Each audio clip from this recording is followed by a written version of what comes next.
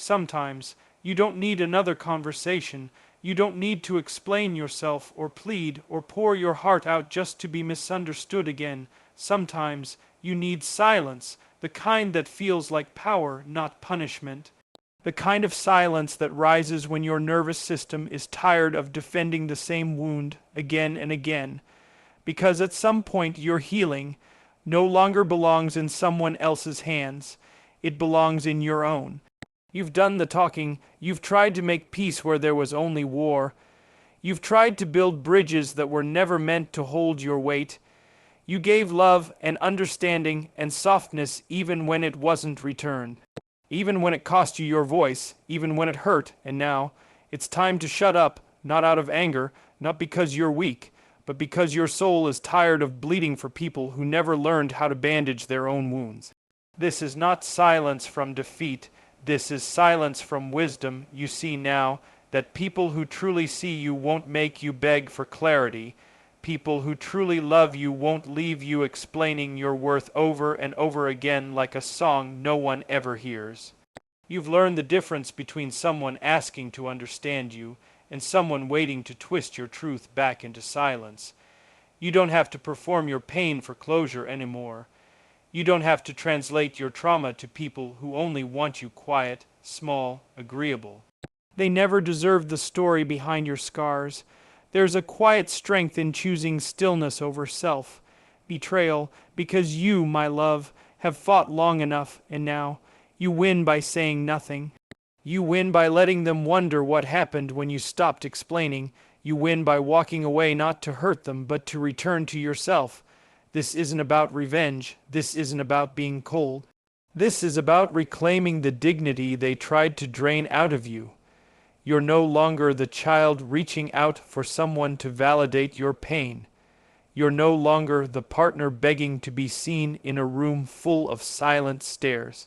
You are no longer performing softness for people who treat it as weakness. You have nothing left to prove. Your worth was never in their hands. It was always inside you, buried beneath years of proving and pleasing and hoping that one day someone would say, yes, you matter. But now, you say it to yourself. You shut up and win.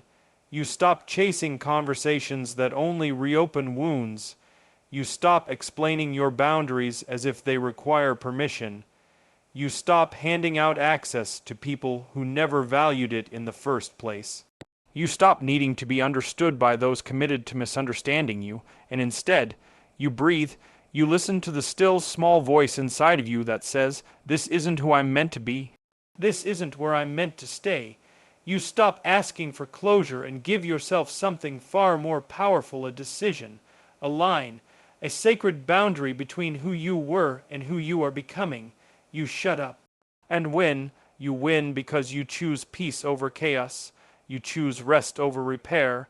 You choose silence not because you're afraid to speak, but because you no longer need to. You are not what they said about you when they didn't understand you. You are not the echo of the room that never clapped when you bled your truth. You are not broken. You are just, done explaining, and in that quiet, sacred place, you begin to hear yourself again. You begin to come home. So shut up and win. Let the silence speak for you now. Let your healing be louder than your history. Let your absence be your answer. Because peace, real peace, doesn't come when they finally understand. It comes when you no longer need them to, and that is your victory. There comes a moment in every deeply feeling person's life when the words simply stop coming. Not because there's nothing left to say, but because everything that needed to be said has already been spoken 1,000 times. And still it was never truly heard. You sit in the quiet aftermath of your last explanation, your last emotional offering, your last plea for understanding. And for the first time, the silence doesn't terrify you, it comforts you. Because you've begun to understand something powerful, something sacred, that your silence is not weakness, it's not avoidance, it's not defeat, it's a boundary, a soft but final line between your peace and their chaos. It's the moment you realize that not everyone deserves access to your voice. especially when they've used your vulnerability as a weapon against you. You see, for so long, you believed that speaking your truth would save something, a relationship, a friendship, a connection you were terrified of losing. You thought if you could just find the right words, deliver the perfect explanation, say it gently enough, kindly enough, clearly enough, they would finally see you, they would understand the pain behind your boundaries, they would respond with care. But some people don't listen with their hearts, they listen to react, they listen to defend themselves. They listen only to find cracks in your truth so they can pour their denial into it. And that kind of listening is not love. So you learned, slowly, painfully, that your healing cannot depend on how others receive your truth. You stopped over-explaining, you stopped begging to be believed, you stopped handing over the map to your heart just for them to walk out of it again and again. Because what is a boundary, really? It's not a wall to punish others, it's a door you close when the room is no longer safe. It's not silence born from fear, it's silence born from wisdom. You've finally realized that peace and protection sometimes wear the disguise of stillness. That saying nothing doesn't mean you don't care, it means you've chosen to care about yourself first. And that is holy. There is something sacred about the silence that follows betrayal. There is something deeply divine in the quiet that comes after you've decided to stop shrinking yourself to be digestible to those who never learned how to receive you. Your silence is your soul pulling the curtain closed. It's the soft exhale of your spirit finally choosing solitude over self-betrayal. It's your nervous system, worn out from fighting, asking gently, "Can we please stop now?" And for once, you listen because there's nothing left to prove. You no longer need them to understand you, to believe you. You no longer need them to approve of your boundaries, to keep them. That is freedom. It's the kind of freedom that feels like coming home. To your body, to your heart, to the you that existed before the world told you that love had to be earned through pain. You begin to realize that your silence is not the end of connection, it's the beginning of a new kind. One built on respect, not rescue, one rooted in mutual safety, not emotional survival. And here's the beautiful part, when you stop explaining, you start listening to yourself. You hear the exhaustion in your chest that you've ignored for too long. You feel the ache in your stomach from all the words you swallowed to keep the peace. You see the way your body has carried the weight of conversations that should have ended long ago. You recognize how much of your life has been spent trying to justify your boundaries to people who benefit from crossing them. And then, quietly, you decide, no more. No more bleeding for the comfort of those who never learned how to hold their own pain. No more decoding silent treatments or defending your right to say no. No more turning yourself into a softer version of truth just to be less threatening to fragile egos. You shut up. And for the first time, it feels like a roar. Not a scream of anger, but a whisper of self-return. You no longer need to be loud to be heard because you finally hear yourself. This silence you've chosen, it's an act of grace, not just for you, but for those around you. Because when you stop enabling dysfunction with your emotional labor, you give others the dignity of their own discomfort. You let them face the echo of their own choices. You let them wonder in the quiet you leave behind why you stopped speaking. And maybe they'll grow. Maybe they won't. But either way, that's no longer your responsibility. Your only responsibility now is to protect your peace like it's sacred soil. To guard your voice like it's a prayer. To know that your silence is not an absence, it's a presence too full of wisdom to be wasted on the wrong ears. So when they say you've changed, let them. When they say you're too cold now, too distant, too quiet, smile gently. They never knew the war you fought just to stay soft. They never saw the bruises from giving love to those who couldn't hold it. And now you're not bitter. You're just done bleeding for people who call your healing selfish. This is what it means to set a sacred boundary. To choose yourself quietly, firmly, unapologetically. To walk away without making a scene. to stop answering questions that only ever twisted your truth. To hold your silence not as punishment but as protection. You're not running away from connection. You're creating room for better ones. You're not shutting down. You're shutting out the noise so you can finally hear your intuition whisper, "You're safe now. You can rest." So yes, shut up. But not out of fear, not out of defeat. Shut up. Because you finally know your worth. Shut up. Because your soul is speaking louder than your mouth ever could. Shut up and win, because this kind of silence. This kind heals. There's a haunting ache that comes with constantly trying to be enough. A quiet war that lives inside the body between the part of you that longs to be seen and the part of you that's been trained to believe love must be earned. That war is exhausting. It steals your breath before anyone has even asked for it. It keeps you awake at night, replaying moments when you said too much, felt too deeply, or stayed too long. But let me ask you something. Who taught you that you had to be more than you are to be worthy? Who planted the seed in your soul that said love must be purchased with pain? Somewhere along the way, maybe in childhood, maybe in heartbreak, you began to associate your worth with your usefulness.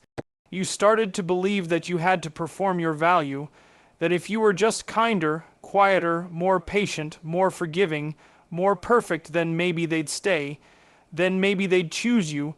But love that demands a performance isn't love. It's a transaction, and your worth was never meant to be traded for approval. You see, the deepest wound isn't just being rejected. It's believing that their inability to love you means you are unlovable. That's the lie, and it's a lie that digs in deep. It makes you second guess your voice, your needs, your very presence in a room. It turns your nervous system into an emotional accountant, calculating how much you've given and whether it's been enough to earn peace. But here's the truth no one told you, the one your soul has been quietly waiting to remember. You were never meant to earn your place. You were born worthy, before the heartbreak, before the abandonment. Before you learned to equate love with sacrifice, you were enough. You still are, and I know those words might feel foreign, like a language you once spoke but forgot over time. That's okay. Learning your worth again is like coming home to a house that was always yours. But someone else changed the locks. The good news is, you hold the key now. You no longer need to explain your pain in hopes that someone else will validate it. You no longer need to shrink yourself to fit the contours of someone else's comfort. You no longer need to apologize for the weight of your truth. Your feelings aren't too much. Your needs aren't inconvenient. Your existence isn't a burden. You are not here to be tolerated, you are here to be honored. And if someone doesn't know how to do that, that's not a reflection of your value, it's a reflection of their capacity. Please don't confuse someone's emotional limitations with your lack of worth.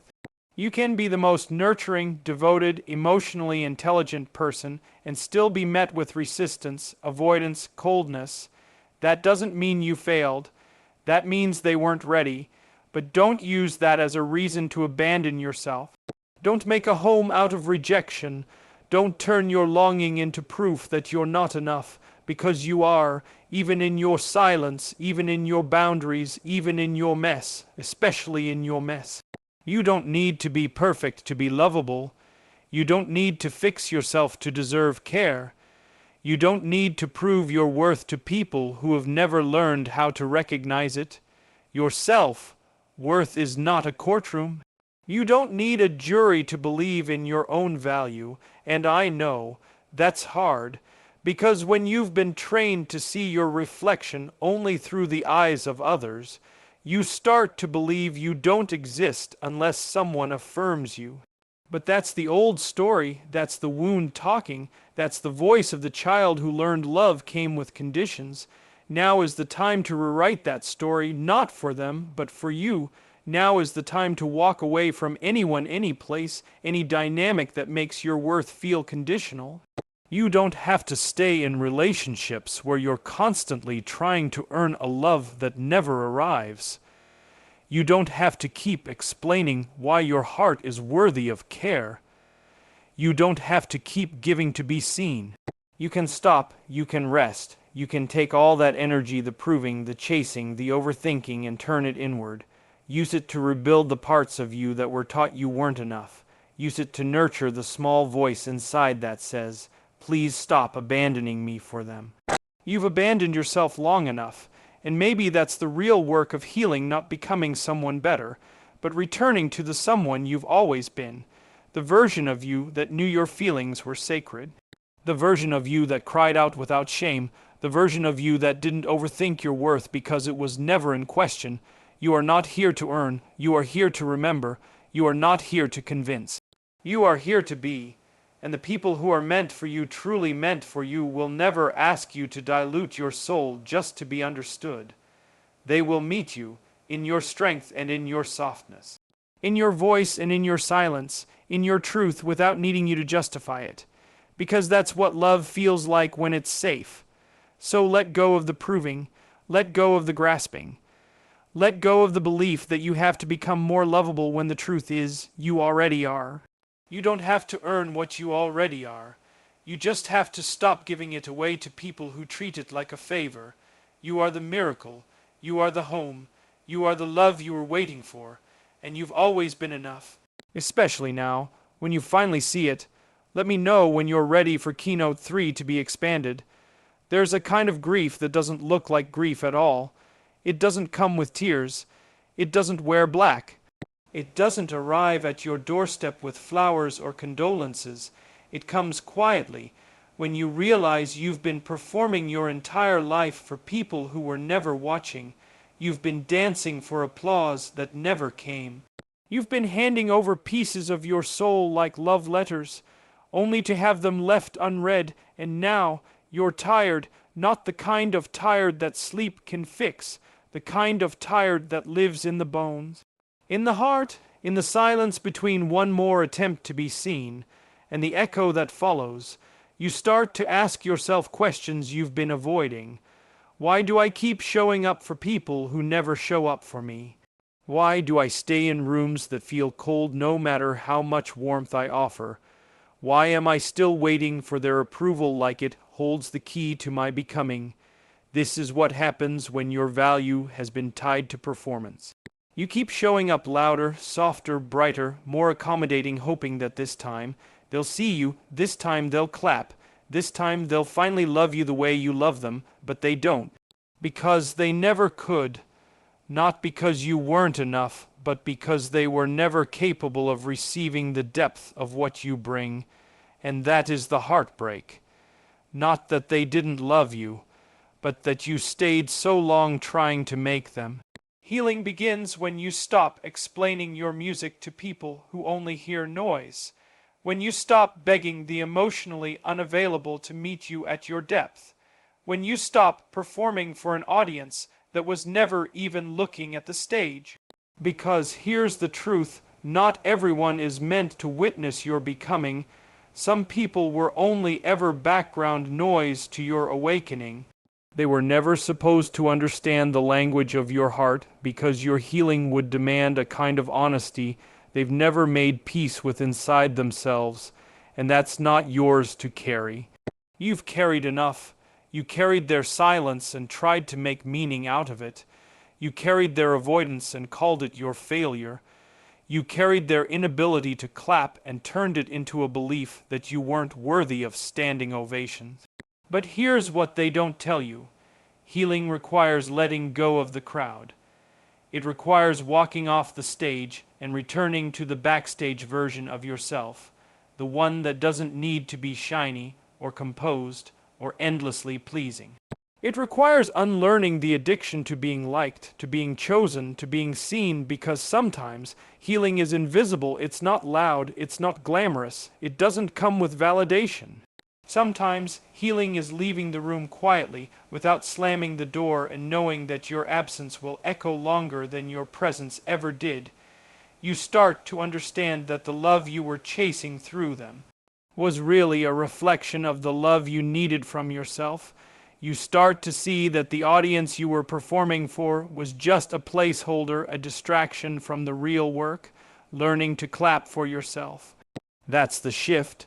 When you stop giving your energy to people who never celebrated you and start reserving it for those who do. When you no longer wait for the text back, or the validation, or the apology. When your healing no longer hinges on being acknowledged, but on reclaiming the parts of you that were always enough. And it's hard. It's hard to let go of people you wanted to impress. It's hard to leave the rooms where you kept performing, hoping something would change. It's hard to stop trying when your heart was trained to love louder when it wasn't being heard. But that's where your power lives, in the letting go. Letting go doesn't mean you didn't love. It means you finally loved yourself more. You loved yourself enough to stop giving emotional CPR to people who weren't willing to breathe on their own. You loved yourself enough to stop offering intimacy to people who only knew how to take, not receive. You loved yourself enough to leave the theater of performance and walk into the sanctuary of truth. There, in the quiet, you start again. You build your life around those who don't need you to dim to be digestible. You find community with people who don't just clap when you succeed, they hold space when you fall. You surround yourself with those who hear the music of your soul without needing you to explain the lyrics. And slowly the performance stops, the masks fall off, the applause becomes irrelevant, because you realize you were never meant to audition for love. You were meant to live in it, freely, softly. Honestly, you were never meant to beg for approval. You were meant to become the one who gives it to yourself. So let go of the audience that never clapped. Let go of the stage you outgrew. Let go of the story that said you have to earn love by performing pain. You don't need to be louder. You don't need to be more agreeable. You don't need to break yourself into bite-sized pieces just to be palatable. You are whole even if no one claps. You are valid even if no one sees the effort.